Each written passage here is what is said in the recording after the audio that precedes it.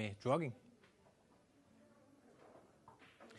Ja, de er tydeligt berørte over både for deres ansattes vegne, men også på de 4 unge kvinders vegne, som der i sidste weekend blev ramt af de her druggingsager. Og Kasper Rasmussen, du var der i fredags og har selv været berørt af det. Altså, hvordan kan det være sådan noget her, det sker?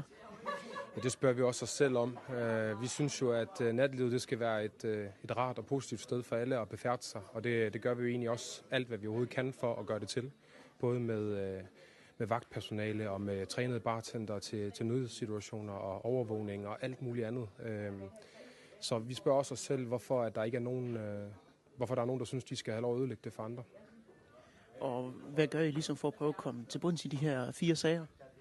Jamen sådan helt ekstraordinært, så har vi selvfølgelig altid meget fokus på sikkerhed herinde, men vi har sat noget ekstra vagtpersonale på de kommende uger, og så har vi sat noget ekstra videoovervågning op også, for at se, om vi kan komme til at belyse det her noget bedre, så vi har mulighed for at finde frem til, hvad det egentlig er, der foregår.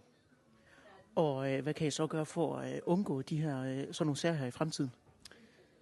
Jeg tror, det er et godt spørgsmål. Altså, hvis jeg havde et svar på det, så ville jeg gøre alt, hvad jeg overhovedet kunne for at undgå de her ting. Vi synes bestemt ikke, det er behageligt, hverken for vores steds navn, men bestemt heller ikke for de her mennesker. Og vi har haft en rigtig, rigtig dårlig mave de sidste par dage, hvor vi ikke har vidst, hvordan tilstanden har været på de her unge piger. Og her til sidst, altså du var der jo selv da det skete, altså hvordan var det? Ja, det var forfærdeligt. Det var den værste dag, jeg nogensinde har haft, mens jeg har arbejdet i natlivet. Og nok også en af de værste dage i mit liv. Det er bestemt ikke behageligt at se folk, som er i sådan en tilstand.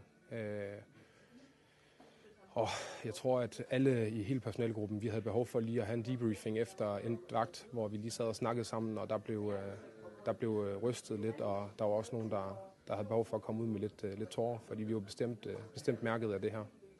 Tak.